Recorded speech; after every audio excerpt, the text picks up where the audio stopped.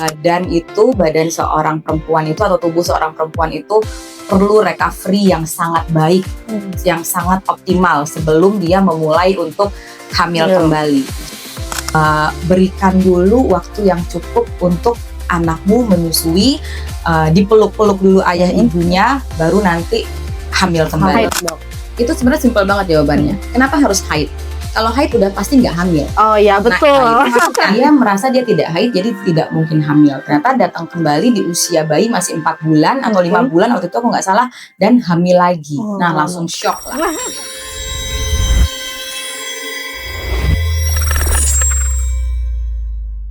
Hai BOCC Family, kembali lagi dalam podcast Ngobras, ngobrol asik bersama dokter spesialis BOCC Bintaro. Senang sekali saya dengan Mita yang akan menemani podcast pada hari ini, yang tentunya kita akan membahas tentang seputar kesehatan yang relevan dengan kehidupan sehari-hari. Nah, di episode kali ini kita akan membahas tentang kontrasepsi atau KB. Nah, bersama dengan salah satu dokter spesialis kandungan yang berpraktek di BOCC Bintaro tentunya ya, bersama dengan Dr. Hasra Devisa Dianika, SPOG. Halo dokter. Halo Mita, halo BBCC Family. Baik dok, kali ini kita akan ngobrol-ngobrol nih dok mengenai pentingnya atau mungkin mengenai kontrasepsi dokter. Tapi sebelum kita masuk ke kontrasepsi dok, nah ada jarak nggak sih dok antar kehamilan itu perlu diperhatikan dok? Oke, jadi kehamilan sendiri sudah memberikan dampak terhadap semua organ yang ada di tubuh kita. Sebenarnya seperti itu.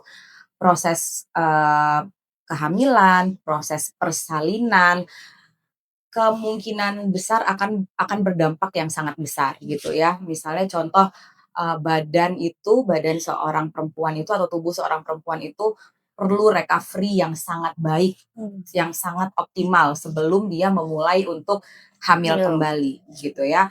Di tubuh kita juga kita punya cadangan nutrisi contohnya. Cadangan nutrisi yang sebenarnya banyak banget keambil atau keluar saat proses hamil dan persalinan.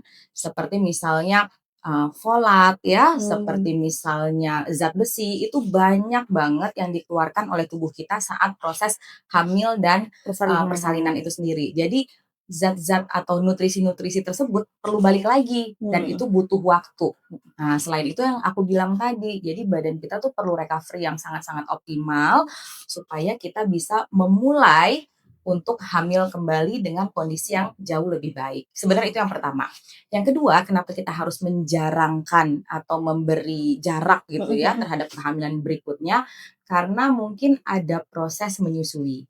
Jadi proses menyusui yang paling optimal itu kan minimal kita lakukan 6 bulan ya dan maksimal 2 tahun sesuai dengan program pemerintah. Betul. Jadi jangan sampai si bayi ini masih belum cukup ASI, masih belum cukup dipeluk oleh ayah ibunya, tapi ibunya udah repot lagi dengan hamil gitu. Jadi berikan dulu waktu yang cukup untuk anakmu menyusui, dipeluk-peluk dulu ayah ibunya, baru nanti hamil kembali. Nah, seperti itu. Jadi kita butuh kontrasepsi nih untuk memberikan jarak, untuk merencanakan kehamilan.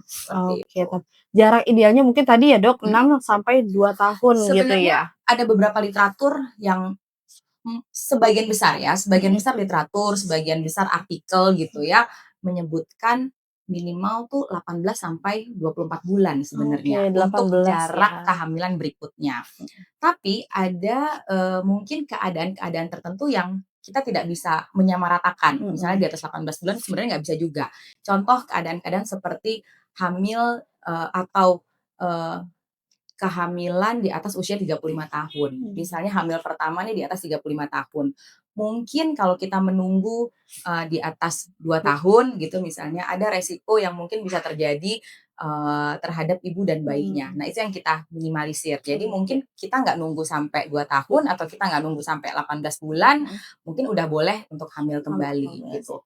Atau contoh kondisi berikutnya adalah stillbirth ya. Stillbirth itu adalah kematian janin di bawah usia di atas usia 20 minggu gitu. Jadi itu sebenarnya tidak ada tidak ada apa namanya, tidak ada batasan harus nunggu sampai 18 bulan. Jadi kalau misalnya mau hamil kurang dari 18 bulan atau kurang dari setahun sebenarnya diizinkan. Boleh, aman aja Aman gitu ya, aja, Dok? tapi balik lagi ke, pertimbangan masing-masing individu dan Oke. kemauan masing-masing individu, Kesiapan mental kesiapan mungkin masing-masing ya? individu. Jadi nggak boleh disamaratakan. Jadi Oke. yang tadi aku bilang 18 sampai 24 bulan ternyata ada kondisi-kondisi tertentu nih yang tidak bisa disamaratakan, seperti itu. Oke, baik dokter. Mhm, Nah, dari, KB itu sendiri mhm, Dok, mhm. ada perbedaan mengenai KB hormonal dan non hormonal. Iya. Nah, itu seperti apa sih Dok?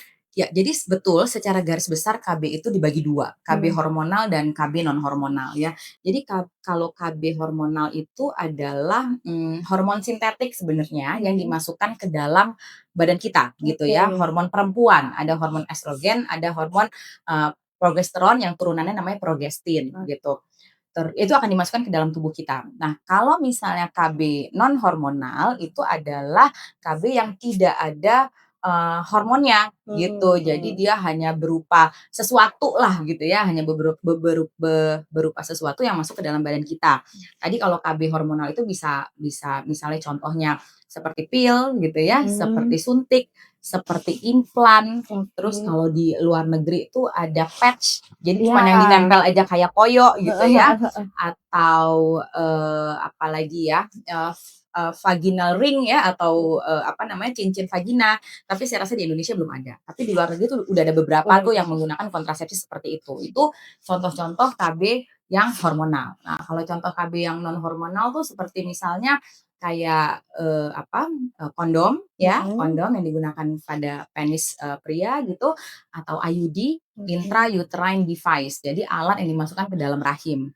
Tapi IUD juga itu ada yang hormonal, jadi ada 2 macam IUD, ada Oh, yang oke. hormonal, ada yang non hormonal gitu ya. Terus yang ketiga, apalagi ya contohnya, steril ya, steril atau macam-macam jenis steril lah, ada tubektomi, ada Wah, fimbektomi, itu adalah kontrasepsi yang non mmm, hormonal, seperti itu. oke. Nah, untuk mitos-mitos nih Mhm, Dok yang mhm, beredar gitu ya, mhm, bahwa dengan menggunakan KB hormonal mhm, gitu nanti mhm, bisa bikin gemuk iya, atau iya, mungkin justru sebaliknya nih mhm, untuk beberapa pasien tertentu yang menggunakan KB non hormonal menjadi bikin gemuk, jerawatan dan mhm, lain-lain. Nah, itu mhm, seperti apa sih Dok untuk, ke badan dari masing-masing pasien itu sendiri? iya.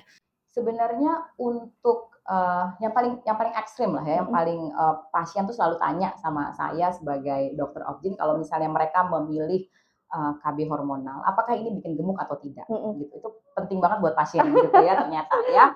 Tapi beda tadi sama non hormonal, dia nggak akan bikin gemuk karena dia nggak ada obatnya atau nggak ada Oke, hormonnya. Tapi memang yang bikin gemuk mhm, ya, yang sering ditanyakan adalah, memakai KB hormonal gitu ya. hormonal. Tapi ternyata secara penelitian tidak sesignifikan itu, Mmm, bisa memberikan efek, kenaikan berat badan mhm, gitu ya, dan hanya pada KB hormonal tertentu yang bisa meningkatkan, berat badan gitu, terutama pada, pilihan KB yang, isinya hanya progestin saja. oke, Jadi bisa dan terutama di, suntik gitu ya, mmm, jadi suntik KB 3 bulan mhm, yang isinya hanya, progestin oke. saja, yang ternyata secara literatur bisa meningkatkan, nafsu makan. Nah, Oke, itu yang membuat berat badannya meningkat, mmm, gitu. Tapi kalau KB hormonal lain selain, suntik suntik, KB yang isinya progestin saja, ternyata sedikit ya,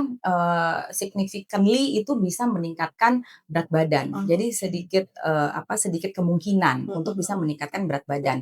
Tapi efek samping lain yang mungkin bisa didapatkan gitu ya, di luar peningkatan berat badan, itu adalah, kram perut gitu ya, oh, atau bloating, perutnya agak kembung mhm gitu mhm ya, mhm, terus biasanya juga, sakit kepala atau migrain. Nah, itu biasanya atau mual, itu juga bisa. Tapi balik lagi, sedikit sekali kemungkinan itu. Karena sekarang kan makin bertambahnya apalagi di masa sekarang gitu ya, penelitian udah sangat canggih gitu ya, bahan-bahan yang digunakan untuk udah kontrasepsi juga bagus sudah ya sangat Dok, baik.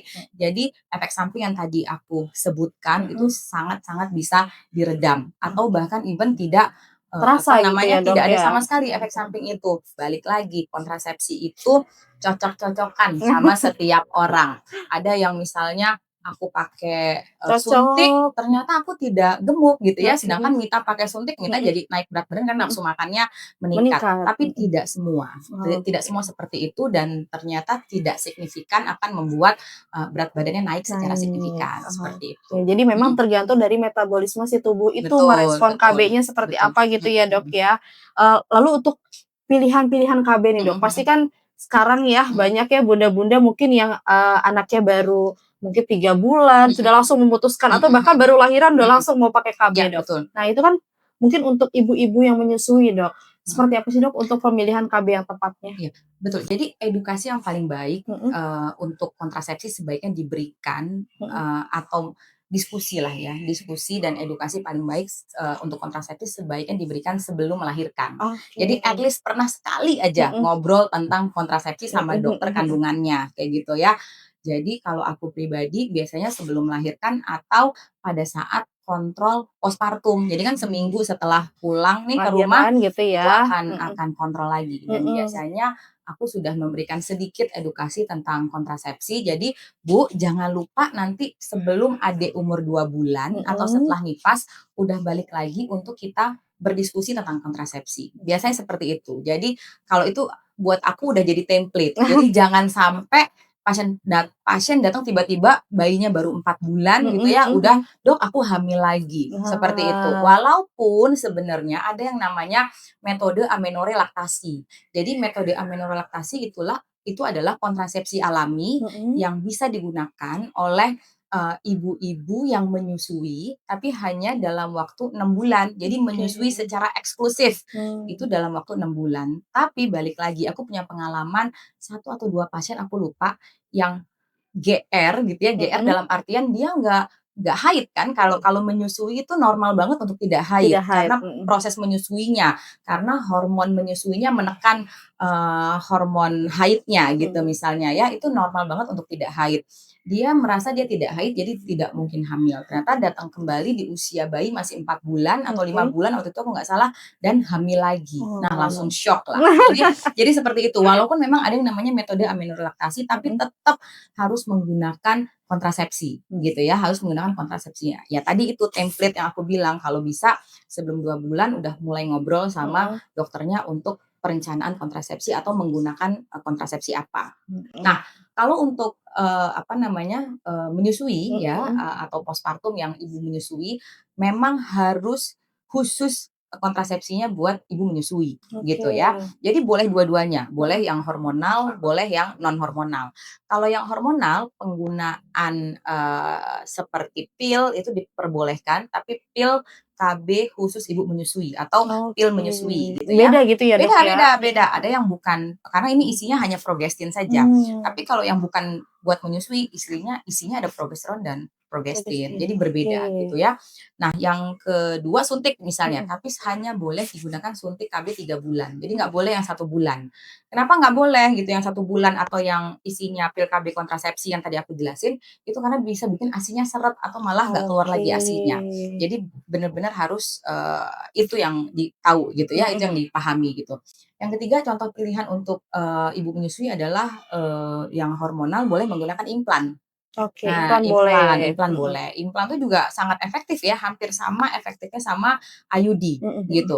Dia walaupun dia menggunakan kontrasepsi menggunakan hormonal gitu, tapi efek samping tuh sangat minimal. Oke. Efek samping sangat minimal, tapi bisa jangka panjang, bisa sampai 3 tahun, gitu ya, bisa Oke. sampai 3 tahun. Jadi dan tidak mengganggu ASI, jadi cukup baik buat ibu menyusui, itu Baik. pilihannya.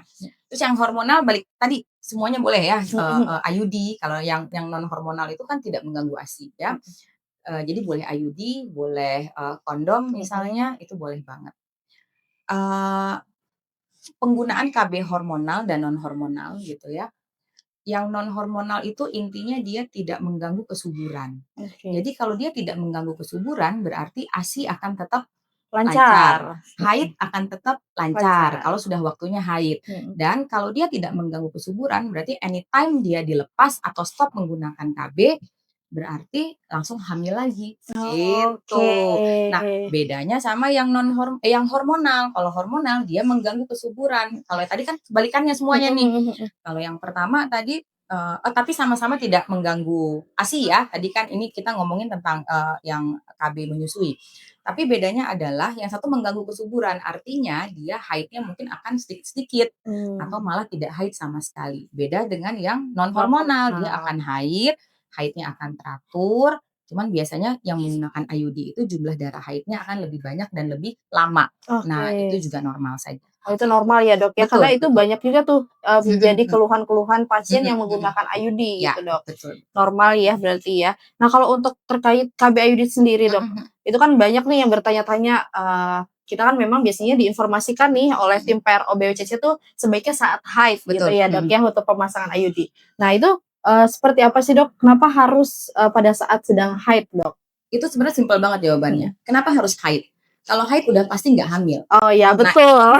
itu memastikan kalau kita harus memasang Mhm kontrasepsi mhm. apapun itu saat haid, karena kita Oke. bisa memastikan kalau itu Memang sedang nggak tidak hamil iya, gitu sedang ya, tidak Dok, hamil sama ya? sekali. Mhm Itu seperti itu yang pertama ya, simpel banget. mhm Yang kedua, saat haid, mhm. mulut rahim tuh akan menjadi lebih lunak. Oke. Sehingga saat IUD-nya dipasang, pasien akan lebih nyaman. Jadi boleh dibilang mungkin saja tidak sakit saat Mmm. pemasangan IUD saat haid. Karena mulut rahim itu menjadi jauh lebih lunak kalau dia haid. Oke. Apakah bisa dipakai saat tidak haid? Mhm. Bisa banget gitu. Jadi Mmm. jangan takut. Karena kan tadi aku bilang, kalau menyusui belum tentu haid dalam waktu dekat karena Betul. masih menyusui. Tapi insya Allah itu juga tidak seheboh itulah rasa Rasa sakit sakitnya ya, saat Dok. pemasangan Mhm IUD. mhm Jadi IUD sangat aman, sangat nyaman, mhm. baik pemasangan maupun setelah dipasang. Jadi jangan Oke. takut untuk pasang IUD, Mmm. seperti itu. Oke, Dok. Berarti, sebaiknya mungkin pada saat Mhm. haid, tapi tidak saat haid pun boleh ya, Iya, BPJJ terutama buat Family ya? pasien-pasien yang Sedang menyusui atau menyusui. postpartum. Jadi jangan Mhm. nunggu haid nanti keburu Hamil. hamil gitu. Oke, Ya, Dok. Nah, untuk KBID sendiri, Dok, mhm, nah banyak beberapa mungkin yang memang ditemukan bahwa bergeser nih mhm, posisinya, Dok. Nah, mhm. itu bagaimana untuk, efektivitas dari KBIUD itu sendiri, Dok? Oke. Kalau bergeser udah pasti efektivitasnya akan mengarah Berkurang ya, ke Dok? kegagalan, Iya. ya atau berkurang ya. Kalau bergeser berarti kita ngomongin efek samping IUD. Efek Mmm, samping IUD itu, bukan efek samping, komplikasi mungkin ya, komplikasi yang bisa kita dapatkan, mhm saat kita memasang IUD. Salah satunya tuh bergeser mhm. gitu ya, atau kita sebutnya, malposisi atau ekspulsi. Jadi kalau ekspulsi itu dia hampir keluar gitu Mmm, ya, kalau malposisi berarti posisinya salah gitu. Nah itu bisa menurunkan efektivitas IUD. mhm. Nah, kenapa sih bisa, Bergeser gitu, bergeser Dok? gitu ya atau bisa turun Mhm gitu ya? mhm. Tadi mungkin saya udah jelasin sedikit, kalau kita menggunakan kontrasepsi IUD, jumlah darah haid kita mungkin akan jauh lebih banyak, Oke. akan jauh lebih panjang gitu. Jadi kalau, BPCC Family ini, merasa gitu ya, jadi harus note nih, tiap Mhm bulan haid saya seperti ini, mhm saya mhm. biasanya ganti pembalut seperti ini, atau panjangnya seperti ini, atau lamanya seperti ini, atau ada di mana momen di mana ini di luar kebiasaan, jadi ganti pembalutnya jauh lebih banyak, jumlah harinya lebih, lama Panjang, gitu ya, itu mhm. harus kontrol ke dokter kandungannya, seperti itu. Oke. Kan IUD itu kalau misalnya nggak ada keluhan, mungkin setahun sekali boleh, gitu. Mmm, Tapi kalau misalnya ada keluhan seperti mhm. yang aku sebutin tadi, please segera datang, Oke. takutnya si posisi IUD ini bisa bergeser Bergeser. karena jumlah darah haid yang begitu banyak, Oke, jadi seperti itu. bisa di-notice Mhm, dengan frekuensi atau iya, volume dari si haid-nya itu ya, Dok, betul ya? betul betul. Oke. Kal Terus, aku mau jelasin lagi sedikit mhm, tentang, apa namanya, komplikasi IUD. Tadi kan yang paling sering tuh itu, bergeser. malposisi, bergeser, atau, ekspulsi gitu. Tapi Mhm. ada juga yang namanya, embed ya, embed tuh nempel gitu, Oke. nempel. Itu juga bisa gitu saat proses pemasangan Mhm IUD. Nah, itu juga bisa menurunkan efektivitas IUD. Nah, itu biasanya dikeluhkan tuh, rasa tidak nyaman di perut. Jadi mhm. saat pasang, misalnya udah beberapa hari pasang, tapi ternyata kok kramnya nggak hilang-hilang. Nah, ini Mmm, boleh, kontrol lagi ke dokter kandungannya, oke gitu. deh. Atau yang paling buruk ya, itu ada yang namanya, IUD-nya keluar dari rongga, keluar ke rongga perut. Tapi kejadian ini hanya satu di antara 1.000 kalau aku nggak salah ya, Oke. 1.000 atau 10.000, pokoknya Mhm. sangat-sangat sedikit lah Mhm gitu mhm ya. mhm. Ini juga juga bisa gitu ya. Ya biasanya dia pas kita kontrol lagi, loh kok nggak ada IUD di tempatnya. Nah, itu boleh dipikirkan apakah IUD-nya memang, menyebabkan perforasi atau rahimnya robek gitu ya, IUD-nya keluar. Nah, itu juga bisa dipertimbangkan itu, tapi kejadian itu sangat-sangat sedikit. Sedikit ya, Yang Dok, paling sering ya. itu ya IUD-nya geser Geser. IUD geser. Tapi jangan takut ya, maksudnya kejadian itu juga sangat-sangat kecil sebenarnya. Jadi kalau pemasangannya baik, kita juga concern terhadap haid kita, harusnya, kejadian yang tadi aku sebutin insya Allah tidak akan terjadi, seperti itu. Aman gitu ya, Aman Dok, aman ya. banget, IUD itu Dan aman untuk, banget. IUD itu sendiri, berapa tahun, Dok, biasanya, Dok? Sebenarnya kalau menurut WHO gitu ya, kalau menurut WHO, itu bisa sampai 12 tahun loh Mita, Oh. ternyata ya kalau menurut WHO. Tapi kalau di, IUD sendiri, kalau misalnya dibungkusnya tuh, di mereknya gitu ya, itu bisa 7 sampai 8 tahun. Oke. Cuman kadang-kadang balik lagi, tiap orang pemakai IUD itu berbeda-beda, penerimaan tubuhnya. Ada yang di atas 5 tahun tuh udah mulai ada keluhan. Keluhannya yang paling sering tuh gangguan haid sebenarnya. Jadi kalau sudah mulai ada keluhan di atas 5 tahun, diperkenankan untuk bongkar pasang IUD kalau belum pengen hamil. Tapi kalau enggak mau nunggu 7 sampai 8 tahun, even sampai 12 tahun menurut WHO gitu ya, itu sebenarnya boleh aja gitu. Tapi ya kalau aku pribadi sebagai dokter obgyn ya, kita patokannya patokan yang, si IUD-nya sebenar-benarnya aja ya, 7 atau 8 tahun, ya udah bongkar pasang aja, nggak apa-apa gitu baik. ya. Untuk menghindari efek samping juga karena penggunaannya terlalu lama mungkin ya, Dok, betul, ya.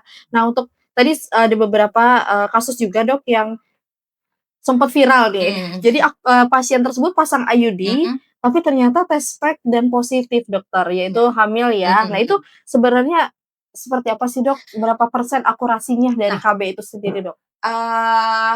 Efektivitasnya tadi balik lagi ya, itu 99%. Jadi kalau 99% maksudnya tuh dari 100 orang yang dipasang IUD yang gagal cuma 1.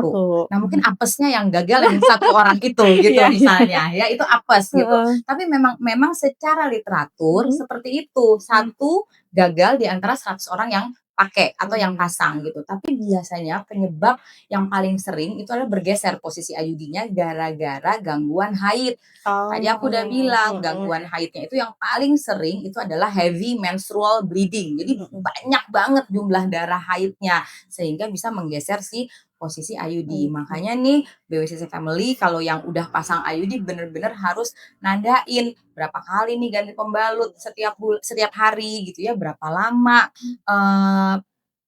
haidnya, panjang haidnya. Jadi kalau misalnya ada pola yang di luar kebiasaan, segera kontrol ke dokter kandungannya, seperti itu. Untuk memastikan Untuk posisinya memastikan, aman nggak nih gitu betul, ya? posisinya baik-baik saja ya, insya Allah bukan apa-apa.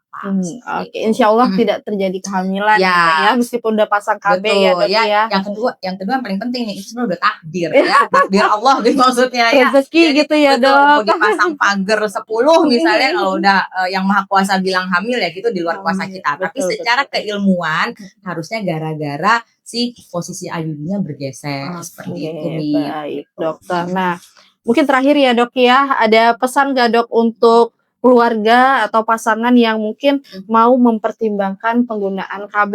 Ya. Nah, mungkin boleh diberikan pesannya, Dok, untuk BWCC Family. Oke. Jadi sebenarnya perencanaan keluarga itu penting banget gitu ya. Memberi jarak untuk kehamilan berikutnya itu juga penting gitu. Jadi bukan cuman karena kita mau punya anak dalam jumlah yang dekat gitu ya, ada beberapa, pasien, "Biar saya sekalian capeknya," gitu Ya, misalnya, ada yang baik. seperti itu kan.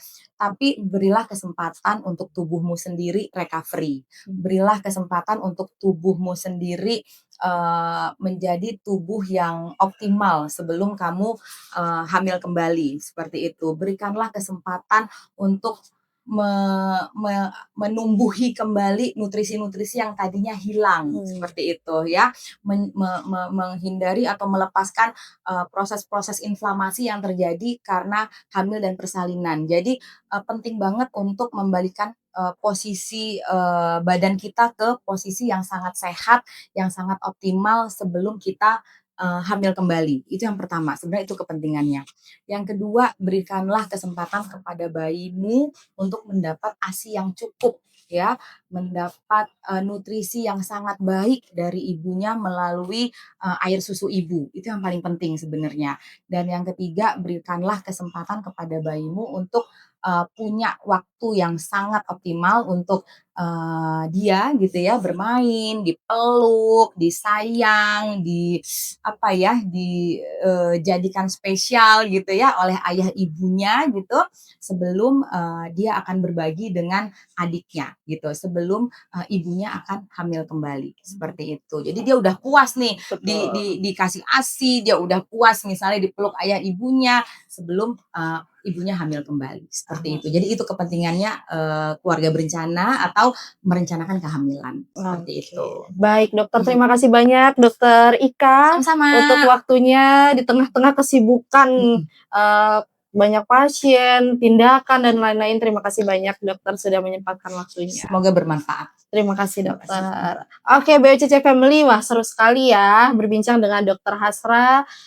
Semoga pesan yang disampaikan oleh Dokter Hasra bisa membuka mata kita bahwa KB itu bukan hanya perencanaan menunda kehamilan, tapi juga perencanaan baik secara mental, fisik, hingga perencanaan untuk sang buah hati. Baik, BOCC Family, terima kasih banyak yang sudah mendengarkan podcast hari ini. Semoga podcast kali ini bermanfaat dan sampai jumpa di podcast Ngobrol selanjutnya.